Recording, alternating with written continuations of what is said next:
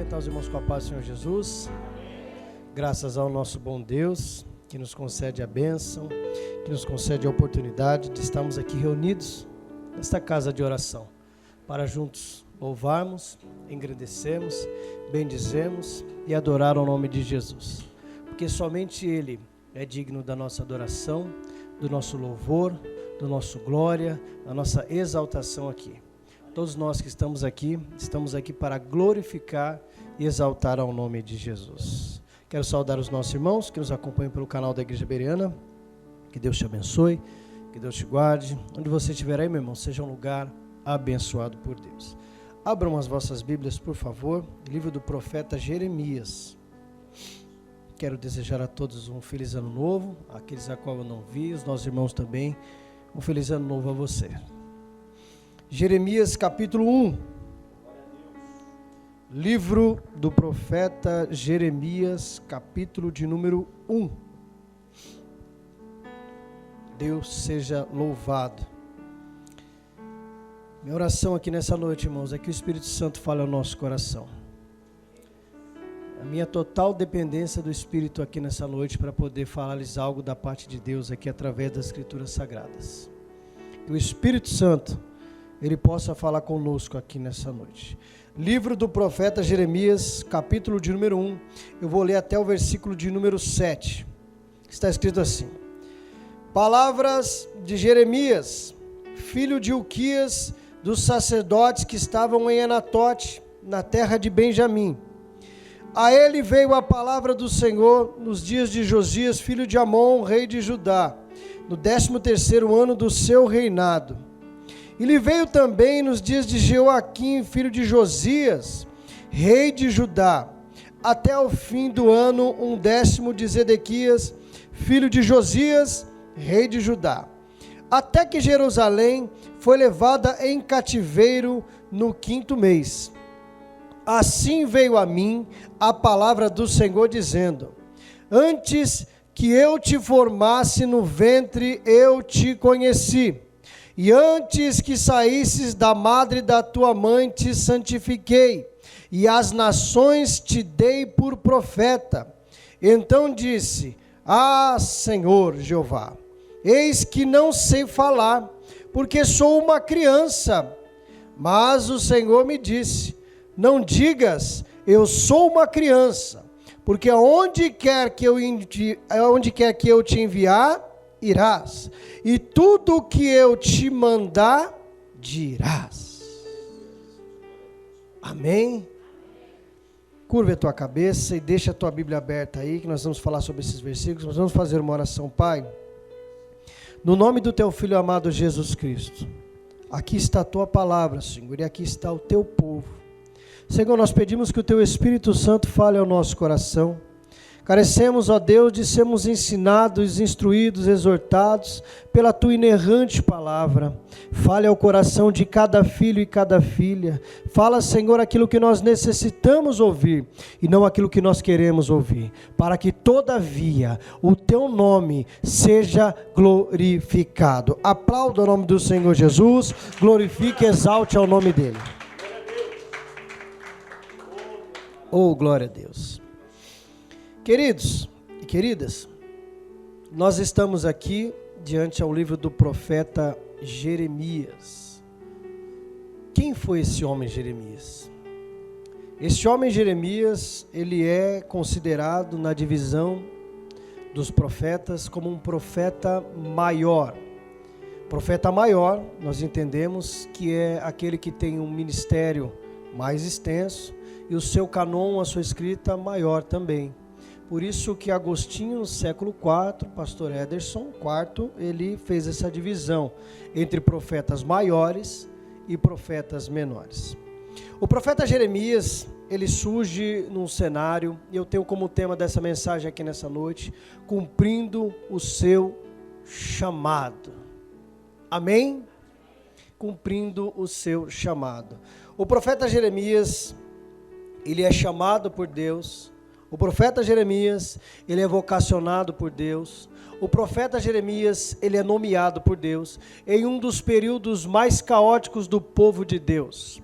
um dos períodos mais tristes do povo de Deus, aonde Deus havia tirado o povo do Egito, Deus havia entregado a eles uma terra, Deus havia cumprido com aquilo que ele havia prometido, e mesmo assim o povo ainda virava as costas para Deus, e mesmo assim o povo se inclinava na adoração a outros deuses, e mesmo assim o povo adorava a deuses estranhos durante o dia e a Deus à noite, e vice-versa, a Deus de dia e a deuses estranhos à noite.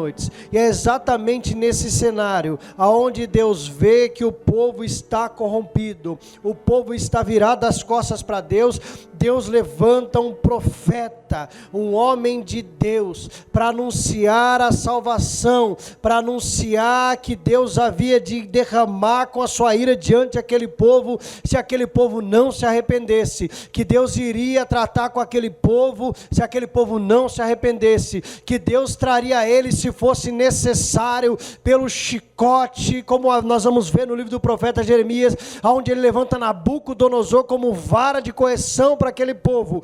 Mas mesmo o profeta pregando, mesmo o profeta anunciando, mesmo o profeta exortando, o povo virou as costas para Deus. E o resultado de não dar ouvidos ao que Deus está falando é a colheita que eles tiveram que colher.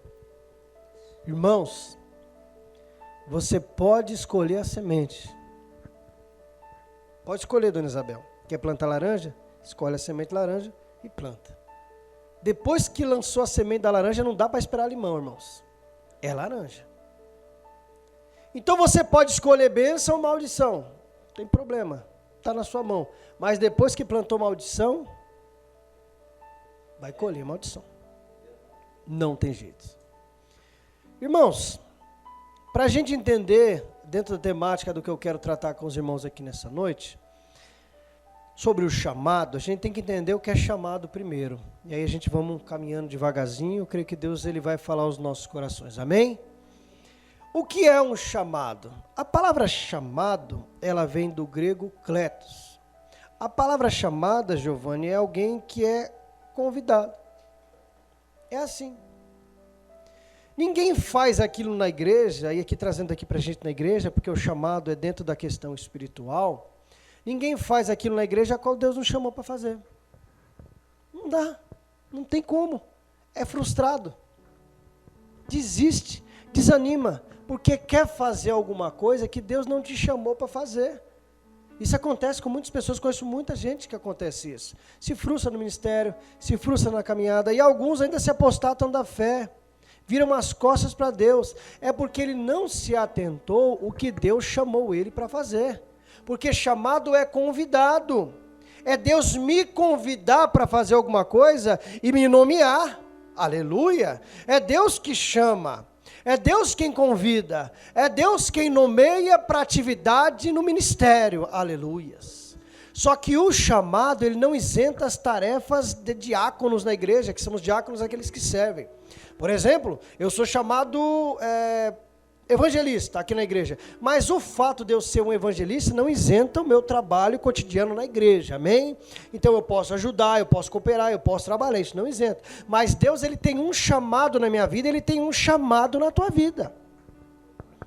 Nenhum de nós que estamos aqui não se sinta desprezado ou menosprezado de forma alguma. Aleluia. Eu estou sentindo Deus aqui, ó, porque com o meu olhar, eu não consigo ver nada em você. Mas aquele que te chamou sabe da tua chamada. Deus Todo-Poderoso. Às vezes você está do lado de um profeta, aí você não sabe. Eita Jesus. Às vezes você está do lado de uma mulher de Deus, um homem de Deus aí, um profeta, uma profetisa, um pregador, um levita na casa de Deus, a gente não sabe, porque o nosso olhar é temporal. Eu só estou vendo aquilo que mostra, e Deus tem atemporal, Ele vê além da fronteira, Ele é o alfa, Ele é o ômega, Ele é o princípio, Ele é o fim, Ele que chama cada um para o serviço no ministério. Então todos nós que estamos aqui, independente, irmão, independente, você pode ser boca de Deus na vida de alguém nessa noite? Você pode dizer para essa pessoa aí, você tem um chamado? Você tem um chamado, meu irmão. Você tem um chamado, Karina. Você tem um chamado, irmã Isabel. Todos nós aqui, Giovana, você tem um chamado. Léo, você tem um chamado. Dona Maria, a senhora tem um chamado. Dona Pedra, a senhora tem um chamado. Rodrigo tem um chamado. Pastor tem um chamado. Pastora tem um chamado. Gabriel, você tem um chamado. Vitória, você tem um chamado. Oh, glória ao nome de Jesus. Ricardo, você tem um chamado para pregador. Em nome de Jesus. Recebe, meu filho. Todos nós que estamos aqui para trabalhar na obra. Estamos para servir na casa do Senhor com um chamado. Como que é o chamado? Eu vou aqui conjecturar, tá bom? Porque eu estou avaliando a palavra dentro do que ela significa. Eu sou um estudante da palavra. Então, se a palavra grega kleto significa convidado, é mais ou menos assim. Tudo bem, pastor? Tudo bem. Estou convidando o senhor para pregar. Aí Deus convida e fala, aperta assim, ó. Eu nomeio. O que ele é? Pregador. Por quê? Fui eu que chamei. Eita Jesus. Duro é quando a gente é iludido com o chamado do homem, né? Com ofertas, pratos, né? E aí a gente vai iludido, né, pastor? Quanta gente é iludida, né? Se ilude com promessas, mas não espera o chamado de Deus, não espera o convite de Deus, não espera a hora de Deus. Então a gente entendeu que chamado é um convite. É Deus convidando e nomeando, e Deus separando para uma tarefa. Amém? Então, o Jeremias aqui, o chamado dele é para profeta. E o que era o profeta? O profeta era um anônimo, diferente de sacerdote. Sacerdote era o descendente da tribo de Levi, já o profeta não. O profeta era um anônimo, que surgia no cenário. E o cenário que o profeta surgia, Léo, era num período emergencial. Como é? Um período de emergência. O povo virou as costas para Deus, chama o sacerdote. Não, chama o profeta. Eita Jesus. Descambou ladeira abaixo, está idolatria, adorando a outros deuses, virou as costas para mim, está entregando ofertas de holocaustos a outros deuses. Chama o sacerdote? Não, chama o profeta. Porque o profeta, a mensagem do profeta, irmãos, era uma mensagem tenebrosa, assustadora. Porque a mensagem do profeta não era de carro, a mensagem do profeta não era de casa, a mensagem do profeta não era receba, a mensagem do profeta não era levanta a tua mão, a mensagem do profeta era se converta. Volte o coração para Deus, volte do caminho errado. Volte das suas práticas erradas.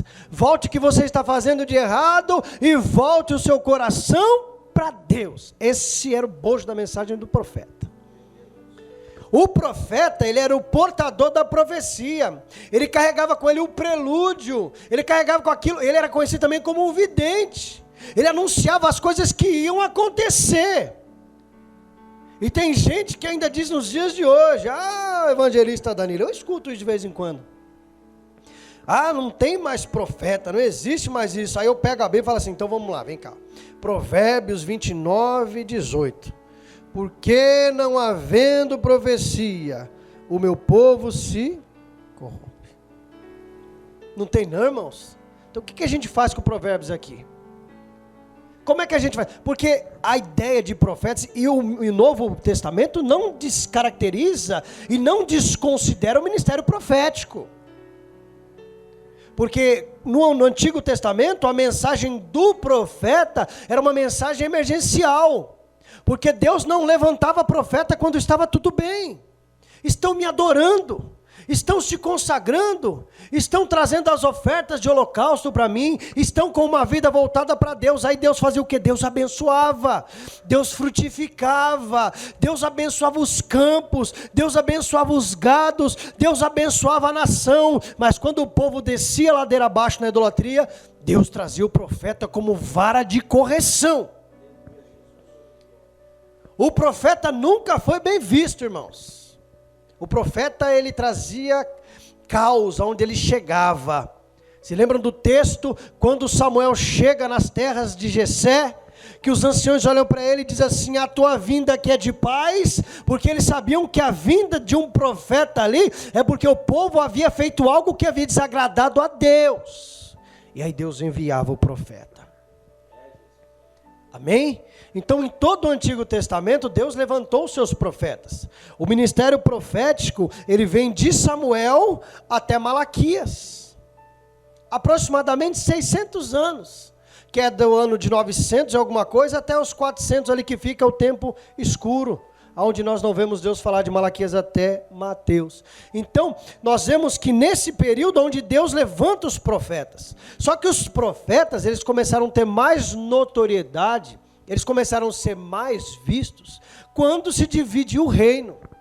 Aí, pastor, aonde que fez o quê? Surgiram os profetas que profetizavam para Judá, e os profetas que profetizavam para Samaria ou o Reino Norte. Aí você vai ver a expansão dos profetas, aonde eles surgem num cenário e sempre pregando arrependimento, porque a mensagem não muda. É arrependimento, pastor, é arrependimento, se arrependa, se arrependa e se arrependa. Porque não adianta a gente aqui pintar um céu de poliana, pintar um pote de ouro no fim do arco-íris, dizendo para você que tem céu sem arrependimento, que tem nova vida sem arrependimento, que tem morada no céu sem arrependimento. Isso não existe. Agora, se arrepender, se converter, confessar os teus pecados e viver uma vida com Cristo, o que te aguarda, meu irmão, é o céu.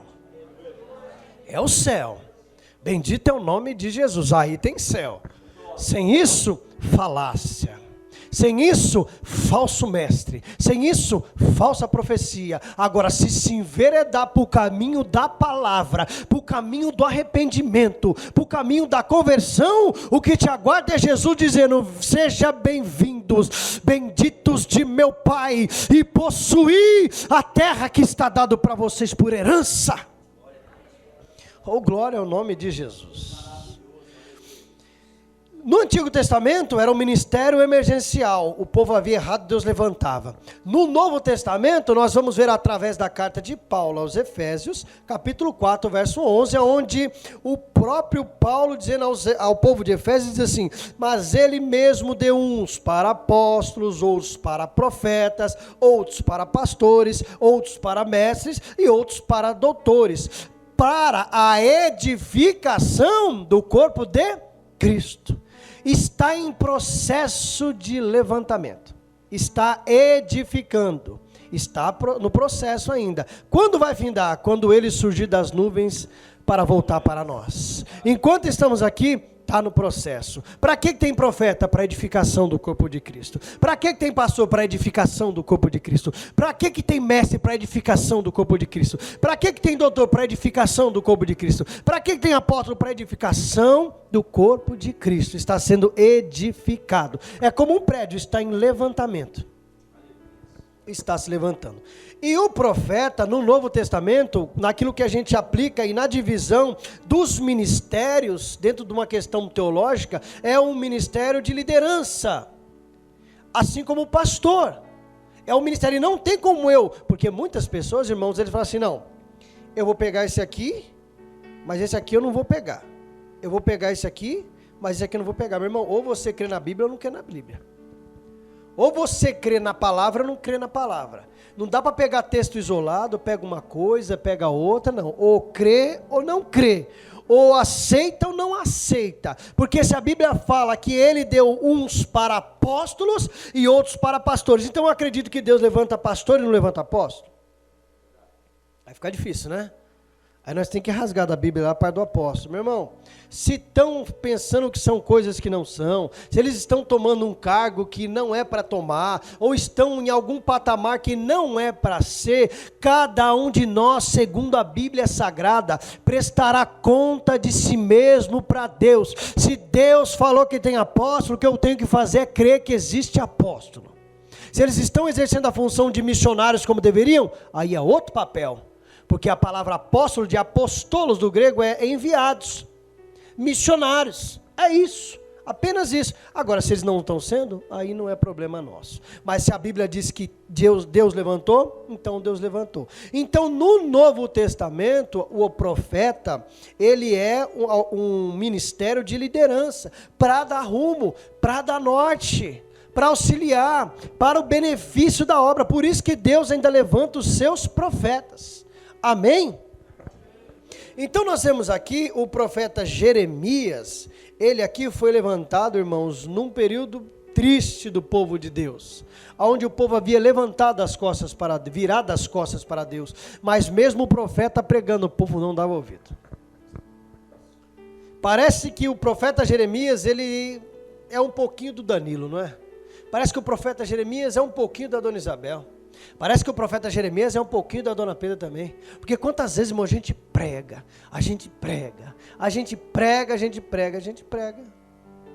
e o povo não dá ouvido. É ou não é? Ou é só comigo que acontece isso? E às vezes a gente se frustra, irmãos, porque a gente quer que as pessoas ouçam a palavra e entendam, as pessoas não dão ouvidos. Mas a gente, porque as pessoas não dão ouvido, a gente vai deixar de pregar? A gente vai continuar pregando. A gente vai continuar anunciando. A gente vai continuar falando. Amém? Vamos ler os versículos a qual eu falei aqui, vamos extrair lições deles. Irmãos, o primeiro versículo diz: palavra de Jeremias, filho de Uquias, dos sacerdotes que estavam em Anatote, na terra de Benjamim. Anatote, hoje, ela chama-se Anata. Não é mais Anatote. Hoje, se você for procurar num mapa geográfico, aí vai estar escrito Anata, não existe mais Anatote. E essa cidade, ela fica a uns 5 quilômetros ao nordeste de Jerusalém. O versículo 2 está escrito: a ele veio a palavra do Senhor nos dias de Josias, filho de Amon, rei de Judá. Para quem que veio a palavra? Para quem que veio a palavra? Para Jeremias. Então quem é que está falando com Jeremias? Quem é que está enviando a palavra? E às vezes a gente está querendo caçar outros ouvidos, né, pastor? A gente está dando ouvido para tanta coisa, pastor. Quando a própria palavra está escrito: a ele veio a palavra. A palavra não vai vir da minha boca para você, só num caso de eu ser usado. O que você tem que dar ouvido, o que você tem que atentar, o que você tem que se orientar, o que você tem que se inclinar, é a palavra de Deus como orientação para a tua caminhada. A ele veio a palavra do Senhor. E qual é o dia? Aí tem uma questão temporal. Nós vamos ver que está falando de um rei. O reino aqui ele está dividido. Aqui não existe mais um reino unido, aqui já é o reino dividido. E Jeremias está profetizando para Judá. E o rei que é citado aqui é o rei Josias, que é filho de Amon. Esse rei Josias aqui, ele reina, o reinado dele tem aproximadamente 30 anos. 639 a 609. E esse rei, ele morre pelo o faraó Neco. Na batalha de Megido foi quando esse rei morreu. Então ele teve aproximadamente 30 anos de reinado. Quando ele morre, quem assume o reinado é o seu primogênito Jeoaquim, a qual está aí no versículo de número 3. E ele veio também nos dias de Jeoaquim, filho de Josias. Irmãos, esse Jeoaquim, ele é primogênito de Josias. Esse homem aqui reinou de 609 a 697. Se você for ler o livro do profeta Daniel, você vai ver nessa primeira investida aí, de 597, aonde foi levado os primeiros jovens lá, Daniel, Misael e os outros que foram levados, e aqueles nobres, né? Aqueles que eram de uma linha nobre, aonde eles foram levados. Quando nós vamos ler o versículo de número 4, na escrita está escrito: assim veio a mim a palavra do Senhor dizendo. Quando nós lemos o versículo de número 2, que está escrito: a ele veio a palavra, e no versículo de número 4, assim veio a mim a palavra, a ideia que nós temos ali é que a palavra continuou a vir, ou seja, Deus continuou falando. Deus, ele não cessa de falar. Deus, ele não cessa de orientar. Deus, ele não cessa de falar ao meu e ao teu coração. A grande questão é, até que ponto eu e você estamos querendo ouvir? Porque o texto diz: a ele veio a palavra. E no versículo 4, assim veio a minha palavra. Então a ideia que nós temos é que continuou a vir a palavra. Ou seja, Deus continuou a falar. Deus continuou a exortar. Deus continuou a se levantar nos ensinando. No versículo de número 5 está escrito: antes que eu te formasse no ventre, eu te conheci. E antes que saísses da madre, te santifiquei, e as nações te dei por profeta. O que nós vemos aqui no versículo de número 5? Nós vemos um chamado de Deus. Amém? Nós vemos um chamado de Deus. Então nós entendemos aqui que quem está chamando Jeremias é o próprio Deus.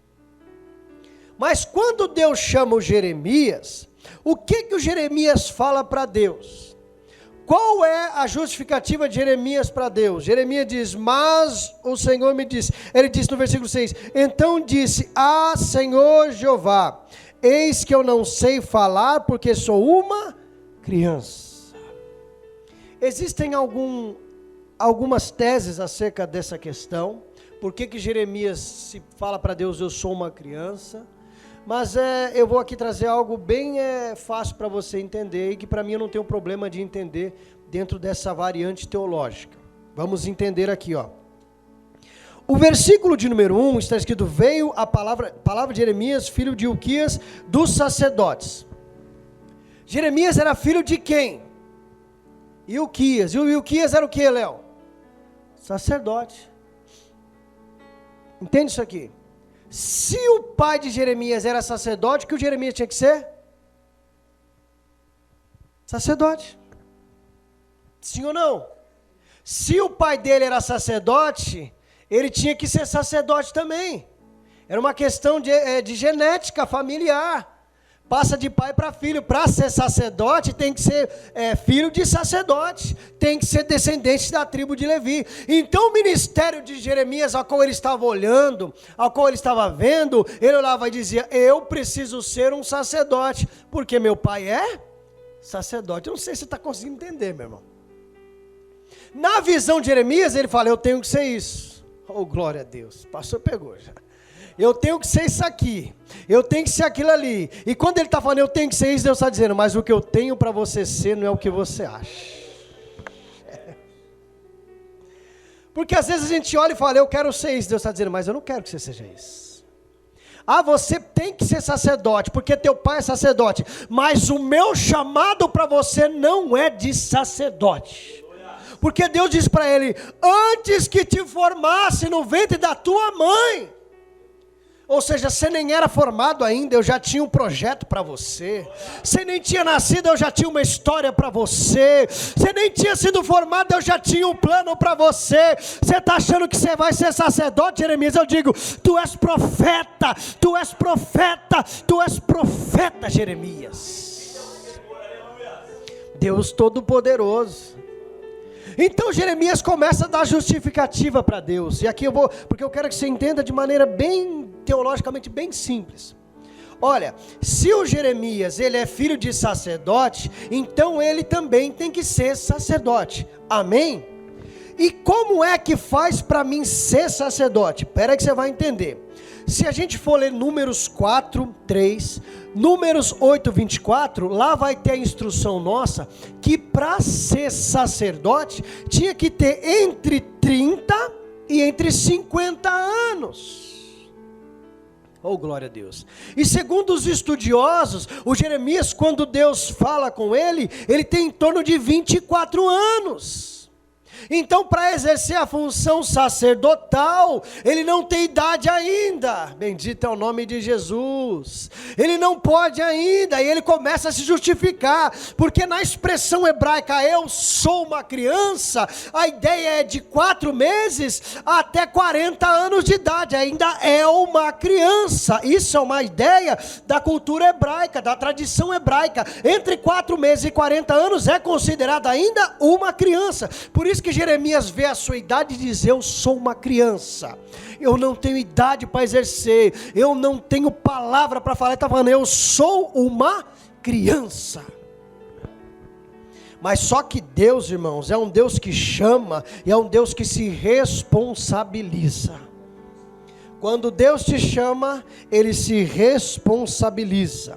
Quando Deus te chama, Ele te coloca a palavra. Quando Deus te chama, Ele te capacita. Quando Deus te chama, Ele te separa. Quando Deus te chama, Ele te consagra. Quando Deus te chama, Ele te ergue. Quando Deus te chama, Ele te sara. Quando Deus te chama, Ele te renova. Quando Deus te chama, Ele te pega pela mão e te diz: eu te separei, eu te consagrei, eu te levantei e te dei as nações.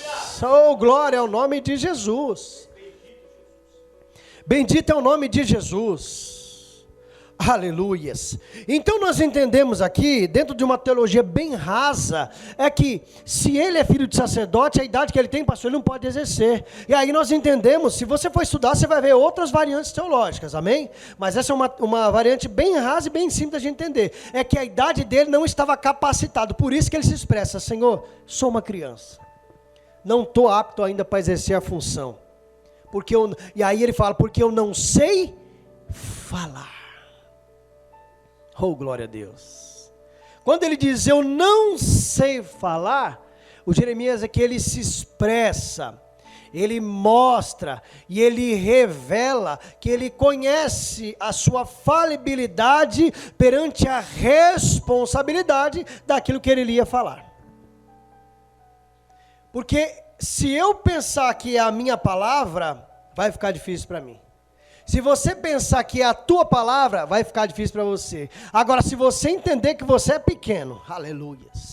Se você entender que você é falho, se você entender que você necessita da unção de Deus, aí pode ficar tranquilo, porque aí vai cumprir na tua vida o que Deus falou com Jeremias no capítulo de número 1 e o versículo de número 7, que está escrito assim: mas o Senhor me disse, não digas eu sou uma criança, porque aonde quer que eu te enviar, irás.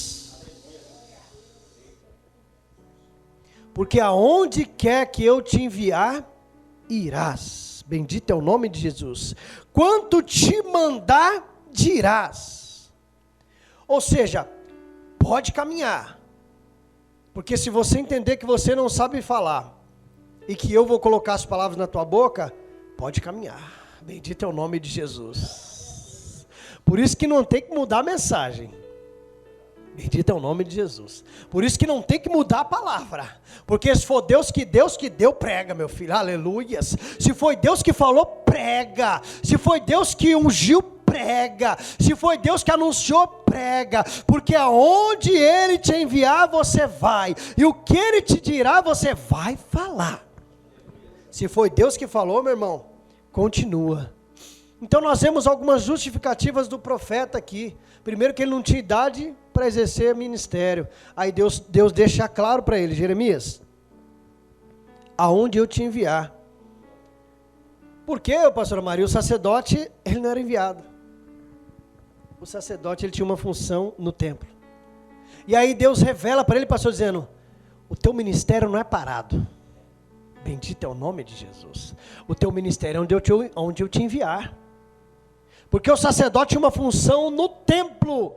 E o que Deus estava chamando Jeremias não era para ficar parado no templo. O ministério de Jeremias era de profeta. Era aonde Deus o enviasse. Amém? Glória ao nome de Jesus. Então nós entendemos que dentro do nosso chamado, cada um de nós que estamos aqui, a qual o Senhor Deus nos chama, a qual o Senhor Deus nos vocaciona, a qual o Senhor Deus nos nomeia, a qual o Senhor Deus nos capacita, aquilo que Ele tem para operar através da minha vida e da nossa vida, Ele há de revelar na minha vida e na sua vida. Nenhum de nós sabe o que nós somos. Pode perguntar para qualquer pessoa aqui, pastor, pastora, diaconisa, qualquer um. O que você é? Eu sou isso. Ninguém sabe o que a gente é. Quem vai saber é quando a igreja apontar. E aí Deus revelar a outra pessoa, porque nós mesmos não sabemos. Aí conforme você está no culto, conforme você está na igreja, conforme você está trabalhando, o teu chamado, o teu ministério começa a florescer. E a igreja começa a ver, é pregador, aleluia, é pregador, e a igreja começa a ver, é missionário, a igreja começa a ver, é diácono, está sempre trabalhando, está sempre no ministério, a igreja começa a ver, é levita, olha que voz, está cantando, é separado, e assim vai, e quando Deus chama, Ele nos capacita para trabalhar na obra dEle.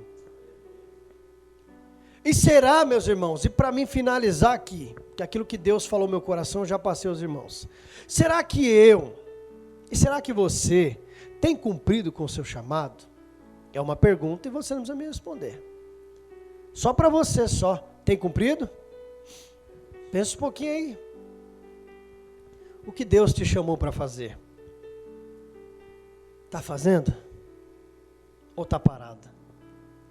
Está fazendo? Ou está trabalhando?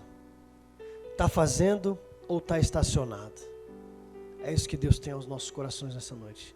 O Jeremias cumpriu com o seu chamado. Jesus, bendito é o nome de Jesus, cumpriu com o chamado dele. E eu e você, vamos cumprir com o nosso chamado ou vamos ficar estacionados no ano 2021? É um ano de mudanças. É um ano de melhoras na nossa vida. É um ano de eu e você se levantar do lugar que nós estamos e dizer: Senhor, me ajuda, Senhor, me capacita, Senhor, me envia, Senhor, faça diferente nesse ano na minha vida. Eu quero trabalhar na casa, eu quero trabalhar, Senhor, na seara, eu quero também pôr a mão no arado, eu quero exercer com a função, eu também quero cumprir com o meu chamado. Aleluias. Porque tem lugar para todo mundo. Tem lugar, e a seara é grande, já diz a Bíblia, né? Você já pensou, irmãos? Se Jesus falou isso. Pastor. Até o próprio Jesus se frustrou com ministérios, né? Se a gente for ver desse ponto, né? Porque ele disse que a seara é grande, poucos são ceifeiros. Então tinha muito campo para trabalhar e faltava gente, irmãos. Não é só a nossa igreja, não é só você, meu irmão, na tua igreja que está assistindo aí. Falta gente para trabalhar, mas aqueles que estão na obra, aqueles que estão em atividade, se esforça, tem bom ânimo, cumpra com o seu chamado, porque Deus tem vitória para as nossas vidas. Aplauda o Senhor Jesus, eu agradeço a oportunidade.